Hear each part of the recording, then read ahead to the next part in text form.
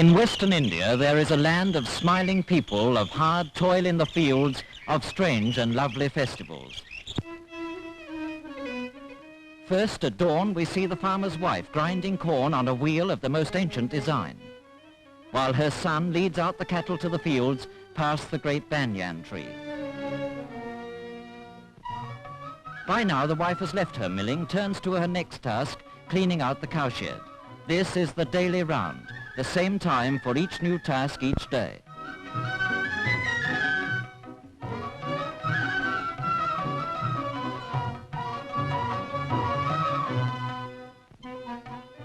The early morning work over, she invites the blessings of the gods on her farmhouse by chalking an auspicious design on the ground. The farmer himself takes out the bullocks to harness them.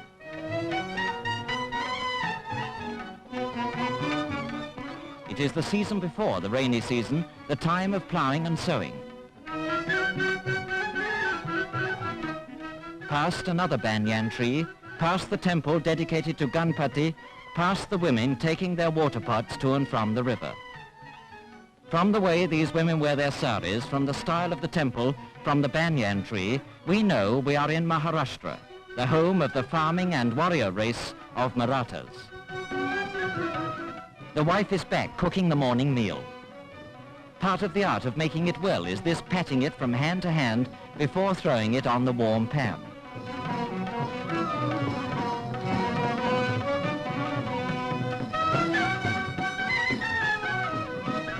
Her husband is in the fields and the food must be taken out to him.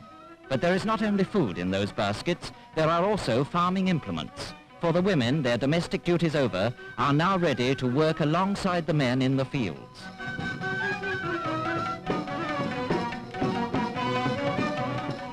It is the dry season and the farmer is working at the well.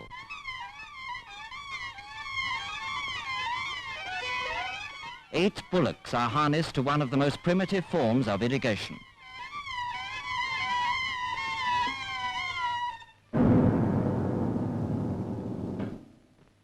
And now, when the sun is almost overhead, a meal to restore the farmer and to prepare the wife for her change from housewife to farmhand.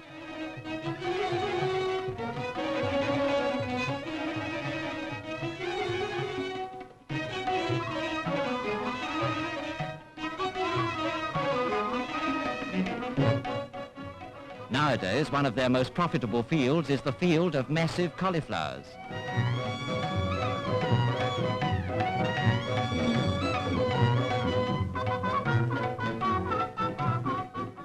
It is the job of the women to collect them. It is the job of the women to get them off to markets.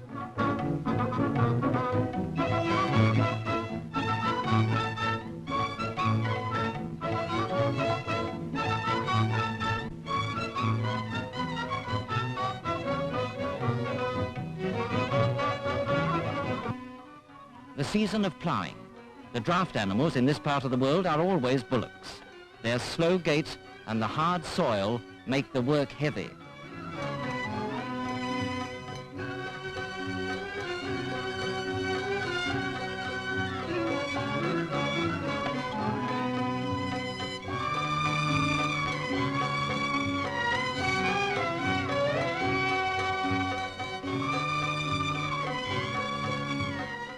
The work of sowing is easier, and the wife joins in. Now, the anxious days of watching for the monsoon rains are over. The rains have come, and the corn, their staple crop, called jwari, springs tall and fruitful out of the Maharashtrian earth. This is the corn the farmer's wife was grinding in the morning. Here, it's a far commoner food than rice. That's not a lasso, she's scaring away the crows. It is late September, harvest time, and the rains have definitely stopped. The entire family climbs onto the bullock cart to go out to the fields for the reaping. The anxious times of watching for rain, for pests, for any one of 1,000 mishaps is happily past now, and henceforth it is a season of hard work and celebrations. First, the work of reaping. Mostly it is done by the women. The threshing is done by the women and the men. The farmer drives his bullocks round and round, plodding over the corn. Another man crouches close behind him, pushing the corn back under the bullock's hooves.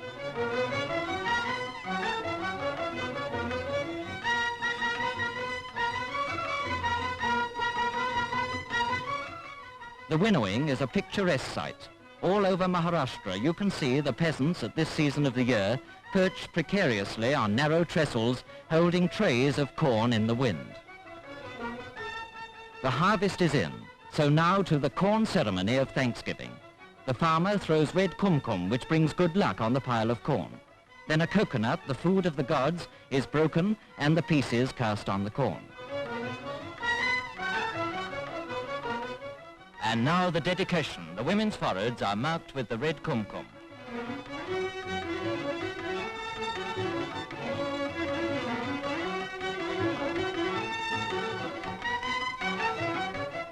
And after the ceremony, back to work, to pouring the corn into sacks ready for market.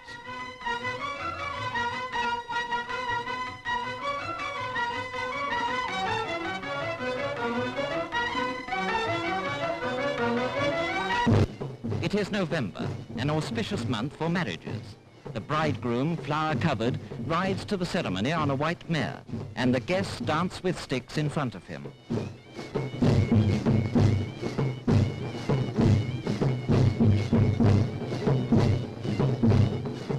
They do a fighting dance in front of him, with sticks for swords and shields held aloft. The women bring their wedding presents, silks, brocades, sweetmeats in brass trays. And by the banana plant, the bridegroom dismounts to enter the tent where the guests are assembling. The priest recites, the guests throw rice on the bride and bridegroom. Now the pair have walked their 7 times round. Until this is done, the marriage is not complete, and a woman relative blesses them with rice.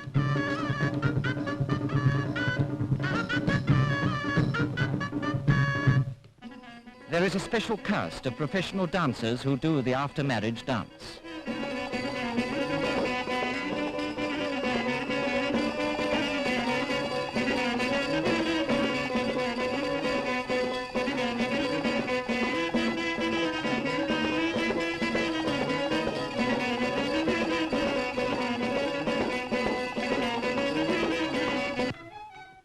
Another after-harvest celebration is the fair. Almost as exciting as they go off on their decorated bullock carts, the wife protests, according to tradition, against taking her own husband's hand in public. But this is a holiday, and some few bold ones may be daring for once.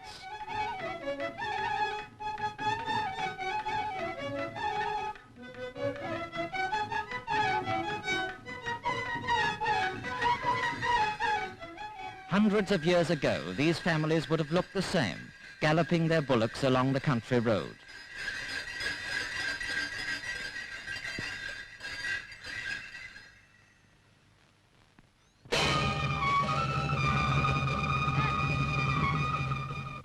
The village where the fair is this year has put on a religious festival.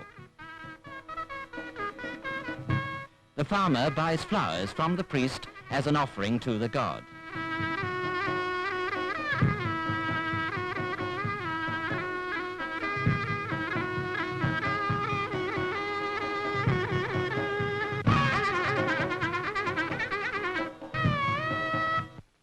The center of the fair is the cattle market, where some of the hardest bargaining goes on in the entire world.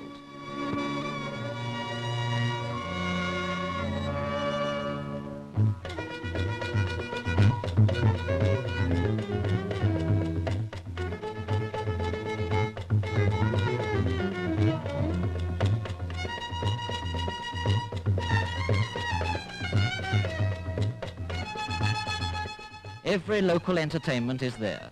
Roundabouts for the children. A physical display by the local regiment of Maratha soldiers.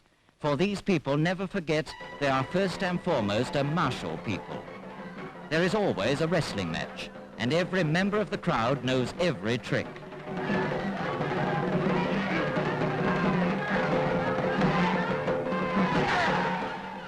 But the farmer's sport, above all others, is the thunderous sport of bullock cart racing. As evening comes, they gather round the troubadour, who sings in rambling verses packed with war and triumph of the most illustrious king in their history, Shivaji the Great. In Maharashtra, the farmer is always a soldier. These 20th century soldiers are dressed in khaki, but their ceremonial of departure is the same as it was in Shivaji's great days. He bends down to touch the feet of his elders always before departing. The spirit of the great Shivaji is still in these men, and this is as typical a scene in this fascinating country as the scenes in the fields, at the well, or at the wedding ceremony. And this is a typical song. Oh, you lion-hearted Marathas, never know fear, as your forefathers never knew fear. A typical song and a typical scene in the land of the plowshare and the sword.